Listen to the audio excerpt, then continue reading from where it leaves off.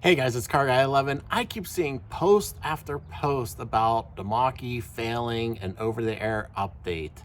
And I just wanted to make this quick video about how you can solve this. I have made a full video on how to never miss an over-the-air update at all, which does contain what I'm going to show today.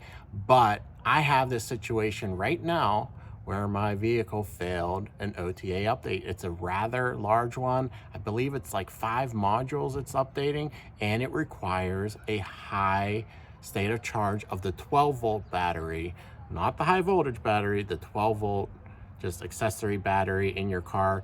It's a small 12-volt in EVs because it doesn't have to do all that much besides run the accessories, but it discharges very quickly. And in my case, I didn't drive the vehicle for a few days, so it was a little bit low. Now you can check the state of charge on the Ford website. It's a little strange, but it actually shows the 12-volt state of charge battery, not the high voltage.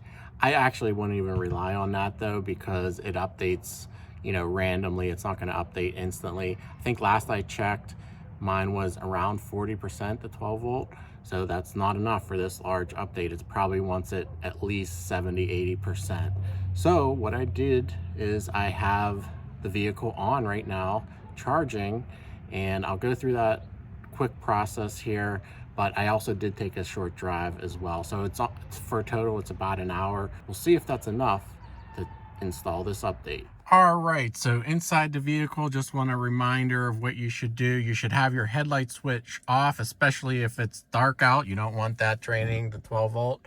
And then on your infotainment screen here, you want to make sure your power down timer is off, especially, this will power down after 30 minutes. So if you're leaving it on for longer than that, it will turn off. So you want to do that. In addition, of course, your climate should be off, heated seats, heated steering wheel, and radio as well, just so you're not draining the battery, the battery that you're trying to charge. So it will only charge when the vehicle is powered on and you're ready to drive it. You can't be plugged into a charger. Yes, it does charge a 12-volt when it's physically charging the battery, but if it's already up to full charge, it's not going to be charging the 12-volt. So the vehicle power has to be on, just like this. So we're going to go on to software updates.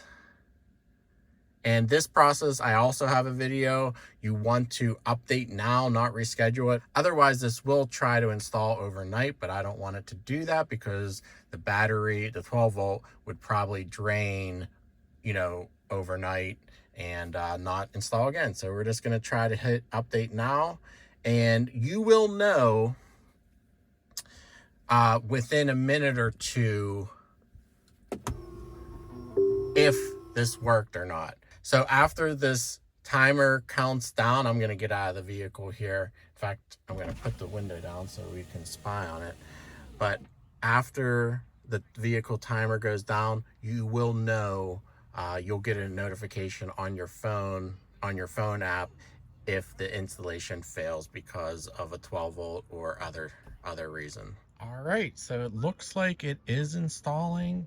Like I said, that's an hour was enough for me. You may need longer as far as the vehicle being on to charge it. Just depends. And here we go to the software updating stage, which is excellent. But yeah, just wanted to make a quick video explaining what to do if an over-the-air update fails. So I hope that helped you guys. Please give it a thumbs up if it did. Comment below, subscribe for more, and I'll see you in the next video.